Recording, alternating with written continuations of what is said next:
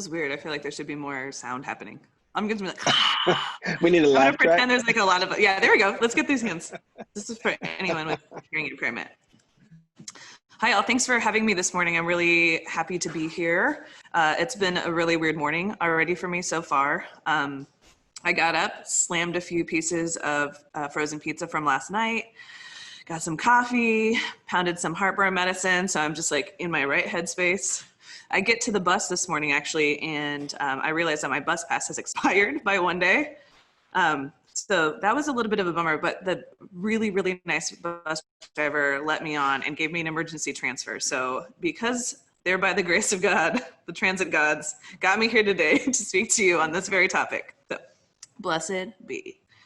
I wasn't quite sure what to talk about this morning, so I'm going to kind of just talk about maybe my personal journey, my personal transit with transit, if you will. So I don't have any sort of thing for you to look at. I'm sorry, I'm screened out and I'm kind of over PowerPoint. So if you need to, you can close your eyes and visualize all the things I'm saying, or mute and look at pictures on Instagram while I'm talking. Just pretend it's like a podcast. Okay, so when I think about transit, I was thinking about the word. When I was in high school, they made us, instead of learning how to spell words, they taught us how to use word stems. So I'm always, sometimes, not always thinking about word stems, but sometimes I'm thinking about word stems, and like transit, trans is to move across. Thinking about moving through, moving across, like moving through time, space. And I think about all the memories. Fall always makes me super nostalgic. I want to listen to old songs and think about old lovers and eat pumpkin things, which aren't really that nostalgic, but somehow they give you that sort of like feel good feeling. And I thought about, just like this morning, I'm reminded that like I take the bus, but that's not the only way I've ever traveled. When I was about 4, my mom and I traveled from Bakersfield, California to Council Bluffs on a Greyhound bus. One of my very first memories on a bus was of this man offering us, what's it called? Country Time lemonade, right? And it was the old canister. It's like a cardboard canister with a weird top. And this strange man just was trying to be polite. I'm a 4-year-old, my mom's on a bus. It's just the two of us and all the things that we owned in our life, traveling across the country from California to Omaha to be with her sister. And I think about how excited I was when we rolled into Omaha, into the Greyhound station on 15th and Jackson. And thinking about how that was my first sort of like ever emotional attachment to transit, which I think was very positive. I take the bus now, but again, it's not the only way I've ever traveled. You know, we never had a car growing up. I walked to school every day until I was in high school. We walked to the store, we walked to the library, we walked to the food pantry, we walked to the bus stop. When I was in high school, I qualified to ride the school bus, which was a trip. I rode it once. Everyone is very loud. The bus driver would let kids like throw stuff out of the side of the window, like if people weren't stopping when that little stop sign came out of the like the side of the bus. And so kids would be like, F you, and whipping like water bottles and assorted trash at people who were disobeying traffic laws. From then on out, I decided that like that wasn't really for me. That precious cargo, I couldn't travel with it anymore. So I got a ride home that day. That's kind of when this transformation from bus to other transit started for me. I was getting older, I was making new friends, I was in high school. So it became all about the car ride, right? So it's like your first taste of freedom, like riding in a car, people are getting their licenses. It's very scary because no one can drive very well. They're missing stop signs. They're like not coming to a complete stop. You know, you always have the one friend that has like dark matter in their shoe that's causing it to just accelerate at the speed of light as you're driving, clutching onto the car, but you love it because you're listening to your favorite song on the radio and like singing at the top of your lungs. So like, it just doesn't matter, right? So I used to get, instead of riding the bus with all the other angels of the world in Council Bluffs, Iowa, I used to get a ride home from this boy that I had a huge crush on. Now he lived far on the other side. He lived in the country and I lived not super far away from school, but about, it's probably like a 3-mile walk, which I actually walked for quite a bit of time.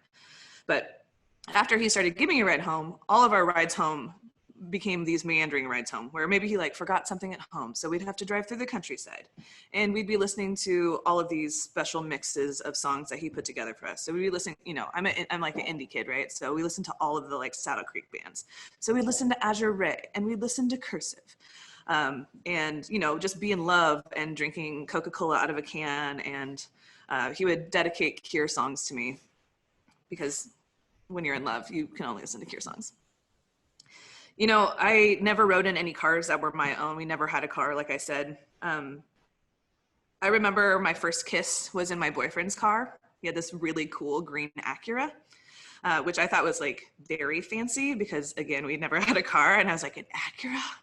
Whoa, like that is very nice. Which shows you how, you know, like when you were growing up, like obviously I grew up pretty poor. So, you know, you think of like these things that are like fancy to you, like, oh, a refrigerator that has the water and the ice in it and it like works. Very nice. Or does anybody remember those, there was like this cake ice cream thing? Was it like Bargetto or something like that? But it was like the epitome, if you, Steve, I saw you like, if you can think of the name, type it into the chat if you remember what I'm talking about. But this is like the pinnacle of like fanciness. And I just remember, you know, I just being so taken by like this very cool Acura, and that I had a boyfriend that had an Acura, and then like, he drove me around in it. So needless to say, I looked pretty perfect in it.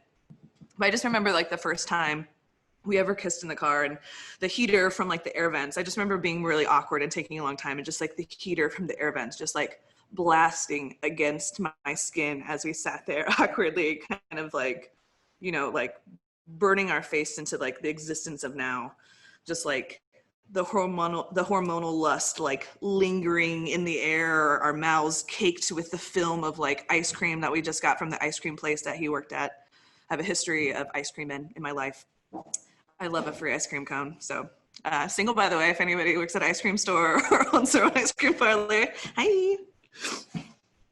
When I was about 16, which is the perfect age for driving, let me tell you, we finally got a car. We had this used car. We had this pretty crusty old Honda Civic, which I loved to drive. I loved driving. I still love driving.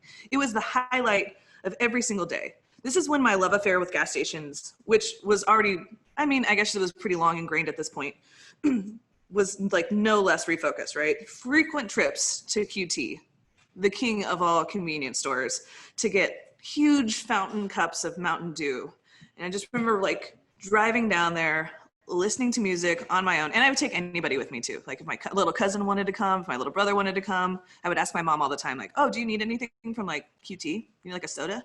Or if I had to, you know, an extra like $3, I'd be like, I'm getting everybody sodas from QT. So I'll be back in 15 minutes or however long it took me. It was probably took me much longer than that because it's all about the cruise. And, you know, when you walk into QT after being in your car with no air conditioning, blasting Mariah Carey, it's like all the smells of like sugar and ice cream and hot dogs and dust and like bad attitudes from the folks that worked at the QT. Like it's just no better feeling than like that summer feeling. And of course, you know, cruising with like my one girl cousin, listening to my Mariah Carey's #1 CD. This is the one CD that I've had for pretty much like my entire life. It was pretty scratched at this point because I probably got it in like 4th grade. I'm like in like 10th grade now.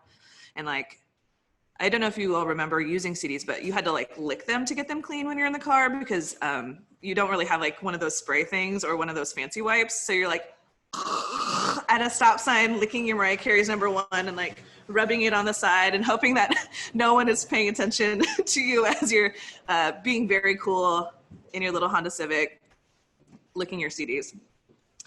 The next year, I started riding in my boyfriend's car. I got a new boyfriend. My other boyfriend graduated. Acura, goodbye, see you, RIP. I know, it was a sad time, but like all things that must come to an end, something good, as we closed one door, came through the window. I started riding with my new boyfriend, and we went to Thanksgiving at his family's house every year, which I loved. Going every year was amazing. It was probably the most food I ate at a single time in my life. And his grandmother just loved me. She would feed me in the morning, in the afternoons, before bed. Oh, do you want pie beforehand? She would have like first thing I'd wake up and she'd like hand me a muffin. She might as well have been just sitting there all night, like waiting for me to like wake up and give me these delicious muffins.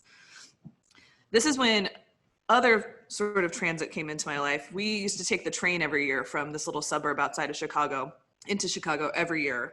And we'd go to Marshall Fields and look at like the window displays, and we'd go have tea in the tea room, because what better thing to do to be fancy and in high school than to go shopping on Michigan Avenue with all like $10 that we had, you know, cruising through the streets, enjoying just being somewhere that wasn't Council Bluffs, Iowa. It was really, really amazing. There was also the time that I kind of realized that certain lands had sadness to them. There was something strange and industrial. The drive to and from Chicago with the sort of like gray light that happens around Thanksgiving time. I don't know, there was something different. And I just remember like the good feeling of like being grown up, you know, as you work through all these different ways of traveling, like standing on the train platform, just being like in love and excited and like dancing around and jumping to just stay warm.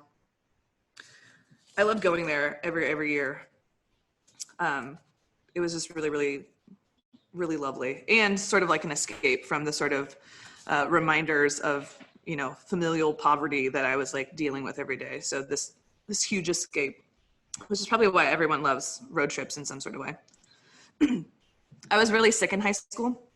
I was really depressed. I spent most of my junior and senior year hospitalized in an outpatient day program. I'd feel nauseated, and when I was there, they monitored my eating. They made me drink those like meal substitutes so that I was like getting whatever I needed. I never rode in an ambulance, but there were hysterical sort of car rides to the emergency room. I really wanted to kill myself. I spent a lot of time in therapy. I spent a lot of time working through that space and making the most of what I could there. I remember the somber rides home, the car rides home, where everyone kind of treats you like you're made of porcelain. Like, she's better now, but like, is she better now? This sort of like heaviness that the driver has to deal with as they're like carting around. It was strangely always the same. When I was well, this is actually before I was in college, I worked at the Gap, because that's like the best place that you could possibly buy clothes. When it was 2004, fall into the Gap, tech vest, lots of good fleeces, just like classics. I would take the bus to work, and I'd usually get a coworker to give me a ride home. I transferred to a different Gap after I got out of college, and I started riding the bus there too. And then life change. I was like 19. I got my first management job ever. I was the stock manager at the Gap at Crossroads Mall. Very cool. I was so excited because I was making like, you know, $10 an hour now, because this was what, 2005, that I immediately went out and bought a new car. Because when you are 19 and you have a new management job, you gotta have a dope ride to ride to school in, or no, not school, the mall, Crossroads Mall. I wanted everyone else to know that worked in those kiosks and those dying mall stores, say Victoria's Secret and Milano's, the sort of pimp suit store that was there as well, that I was a serious business professional and manager now. As a joke, when I first went to the dealership, I didn't know what I was doing. I had no one taught me anything about money. Like, I learned how to do many other things, make a 5-course meal out of beans, but I never learned how to do anything with money, or really the value of money. When I was growing up, we still had like actual physical food stamps. And the thing I knew about money is that if you could go and overspend on the foods, if you underbought with food stamps, so if I had a $10 food stamp and whatever I was buying was $5, and they couldn't give you back food stamps. They had to give you back change. So like, we were constantly hustling for like that sort of cash. So this is my mentality already, going in and thinking that I have like $1 million to buy a new car. So I was like, hey, I'm interested in buying this car, which let's face it, I was gonna buy it no matter what. I was like, if you fill it with balloons, I will buy this car. And so to my surprise, they did. So the very first picture of me in my new car is me filled with all these, like, I'm just smiling wildly in this gray Volkswagen Rabbit, the new one, completely filled with pink and purple balloons. It was pretty magical. I'd never been in a new car. I didn't have anybody in my family who had a new car. The smell of a new car was like overly intoxicating. And I was so excited to have a radio. Well, like not just a radio, but like a radio that worked and it had something that like wasn't an 8-track player, or that you had to like play like from your cassette tape onto like some speakers that were also connected to like something else to make them work. It was a radio that I could like plug my my iPod into. This will tell you, like, this tells you what time of the century it is, because I still have an iPod.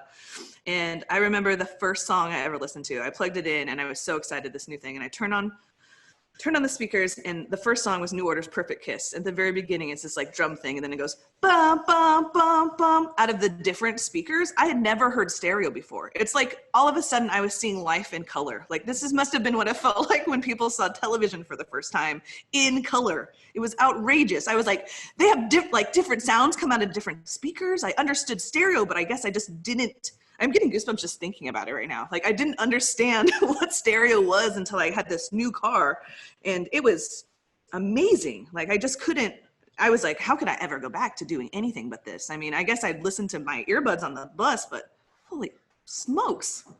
I used a different word. Around this time, I was, 19, 20, my mental health flared up again, and I spent a little bit more time in the hospital, which meant that I wasn't making as much money, which means I had to give up my car, which really, really stunk. However, I've always been able to like share cars with my roommates. I don't know what about me lends me to people to trust me with their vehicles, but so if anybody needs a car person to share with, I'm here for you.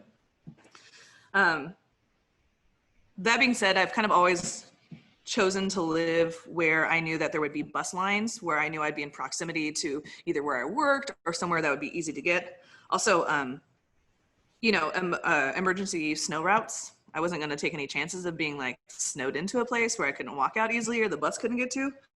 I've never really had the luxury of being able to like skip work because like of inclement weather. So that's always been something that's on my mind. And I think that some people don't think about that when we're thinking about new places to live. When I first met my husband, I had a pretty crappy car, and I let him, it died right away because I had driven it all over the place. The guy from European Motors, I pretty much paid his children's college tuition getting this car fixed like every 2 months with everything wrong with it. But I loved that Saab. Oh my gosh. Italian Elmo leather. It smelled like exhaust pretty much all the time. It was a stick shift and no cup holders, so I was constantly holding my iPod and my drink between my legs and shifting gears. It was very dangerous, very exciting. We got a new car when I was married, but I let him keep that when we got divorced. And I started riding the bus again and walking. I rode the bus when I met my ex-fiance, and I had a car to drive when we were together. But after we split up, I didn't have a car again. There's an interesting link when you're a woman and you're poor. Sometimes your access gets tied to places too long because we forget that like we can ride the bus or we can walk away or that we've always ridden the bus. The bus mirrors kind of like our life lessons. I'm reminded of my father as the 15 blasts past me, never to return. It taught me that life isn't reliable. All the love letters to the Metro Area Transit asking them why they never stopped for me, asking them to reach out and tell me why unanswered. All the times I've been, when I needed to be only told, or when I've been at a stop and being told that it's not really a stop, but I mean like, what is really? When I've got out of town, I've taken the bus. Google Maps changed the way I was traveling. One time we went to Des Moines and we did Molly on the city bus, which was we weren't trying to drink and drive, okay? It was a very responsible thing to do, and I think you should all do it. But that just basically turned us into sharing an iPod, my friend and I, listening to Mariah Carey's Always Be My Baby, mouthing the words as to not draw attention to ourselves or to be too loud, which obviously drew attention to ourselves as we're mouthing all the words very loudly while intoxicated. But I'm sure that none of the other writers were knowing about our lack of sobriety. The same friend and I took a drunken ride downtown. We bussed to a couple different bars, ultimately ending in us both realizing we had to pee when we were almost to our last destination and trying very hard to not tell each other anything hilarious, which then made everything hilarious, including the Challenger space explosion, which to this day, I can't talk about before I have to go to the bathroom. When I lived in Dundee, I took the number 2. When I lived in Benson, I took the number 4.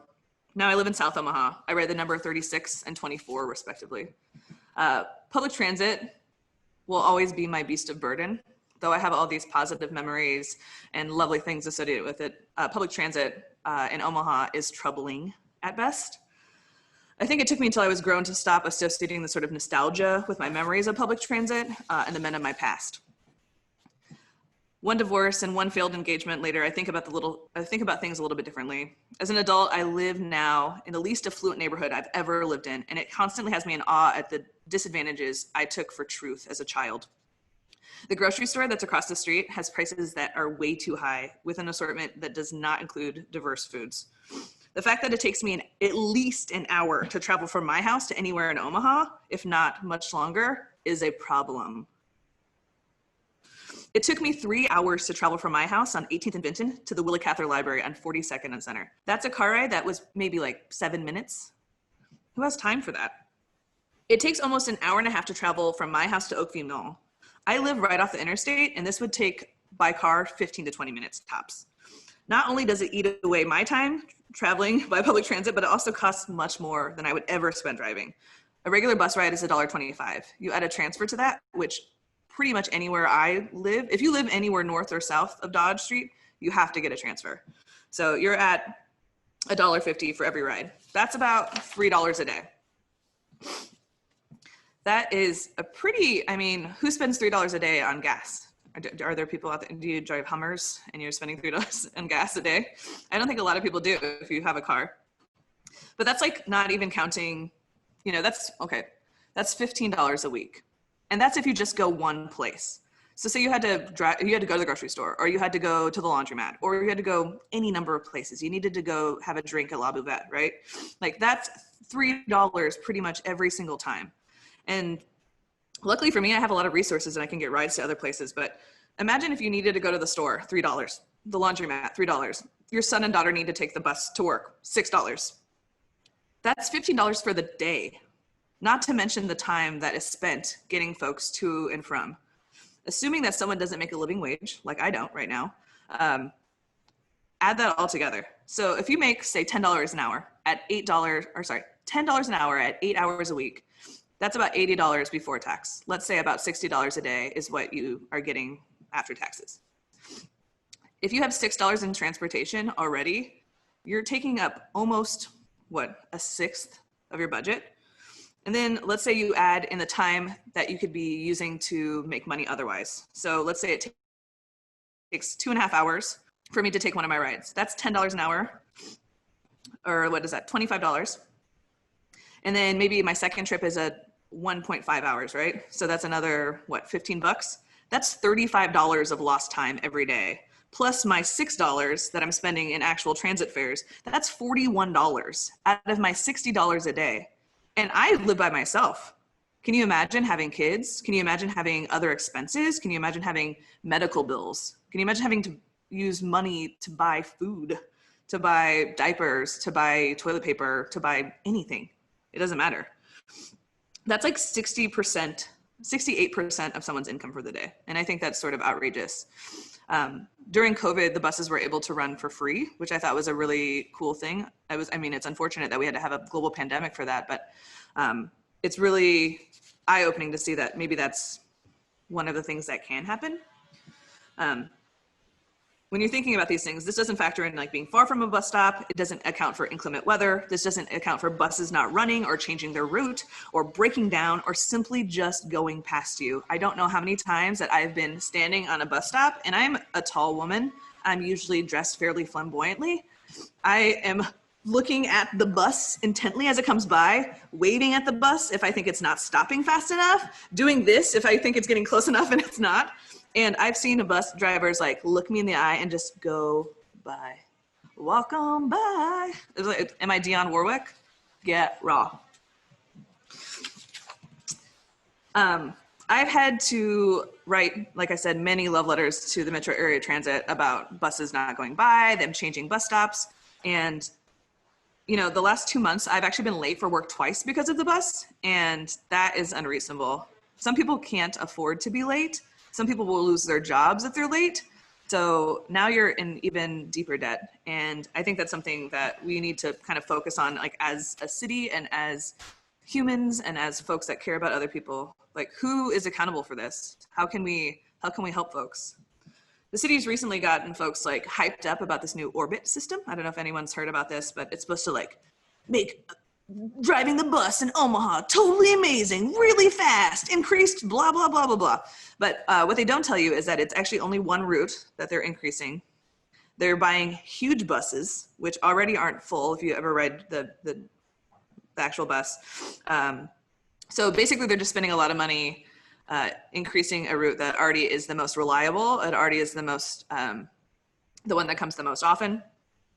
And it's pretty disheartening that, you know, the routes that run particularly north to south, which gets into a whole nother topic of messed up things in the Omaha metro, but basically underserved, i.e.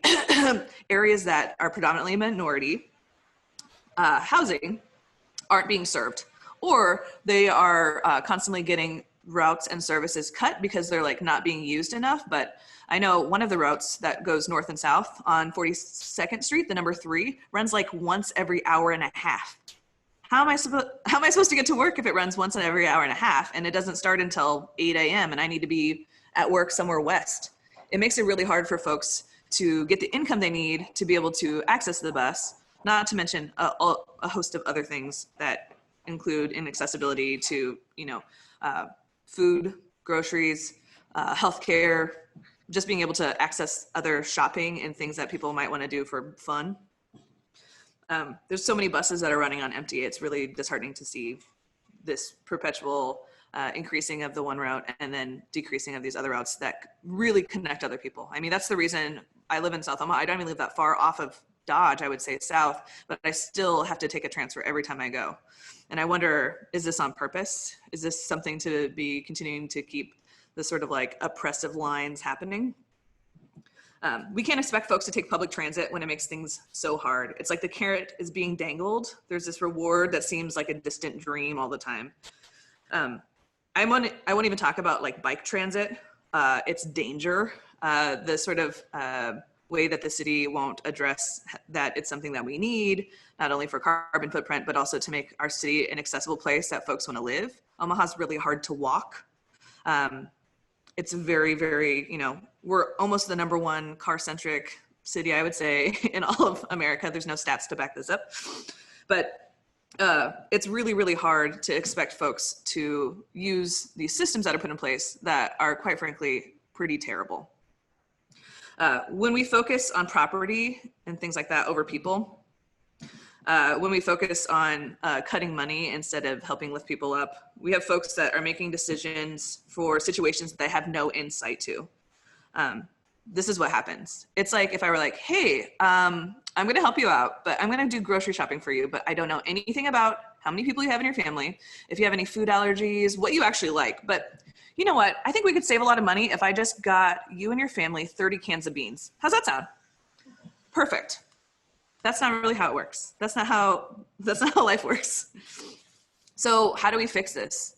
How do we transit? How do we move through? How do we move across? It's easy to turn a blind eye when things are so separate, when you're not seeing this, when you're not actively, you know, if you're not taking the bus, you might not know any of these problems. I remember they tried to do this really sort of cute celebrity stunt of like all the young nonprofits, and I'm part of the young nonprofits, but they were like, you should take the bus to see how it is and like, you know, live with the people, which is sort of a weird sort of pandery thing to do. Don't do that. I was reading this article about this woman who's like, I take the bus so I can be connected with people. And you're like, okay. Well, because there's some people that like can't be connected with people and they just have to take it because that's like the only way they can get around. So I don't want you to be like, oh my gosh, like I need to, you know, there's no reason to go out of your way to be woke by, you know, living with the people, being part of the salt of the earth, but starting to think about the things that you maybe don't think about every day.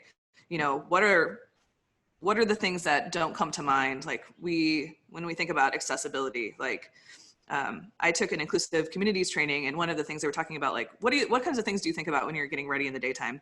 And one of them was like, do you worry that wherever you go, that there's going to be instruction in the language that you understand? Do you worry about being able to get on or off of the bus if you have no other way to get there because maybe you have a wheelchair? Are you worried about accessibility in that sort of way?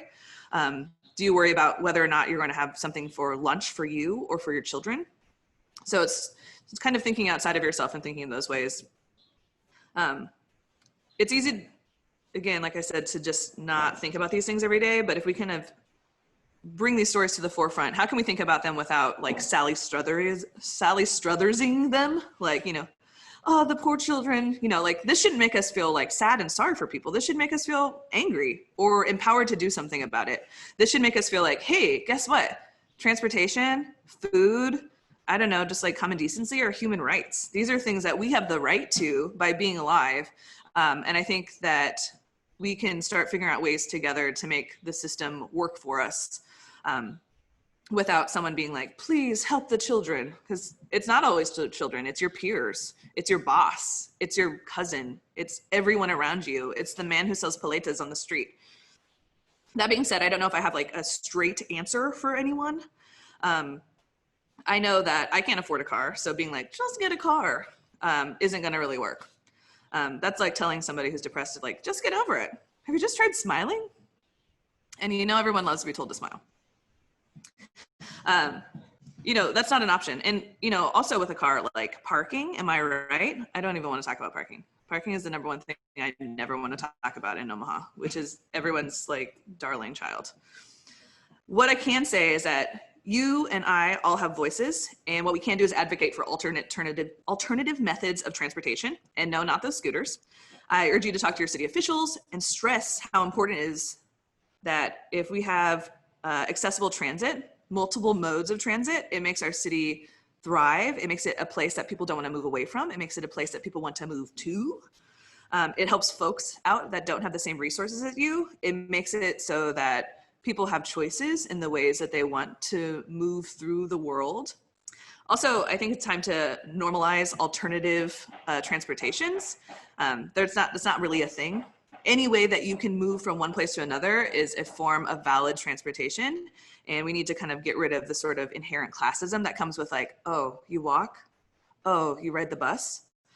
Which is weird here because in some cities where folks primarily ride the bus, like let's say like New York, that sort of stigma isn't there. So there's lots of elements of, you know, classism, racism, that are really inherent in a lot of our systems in Omaha. And I think that it's time to just kind of transit through those.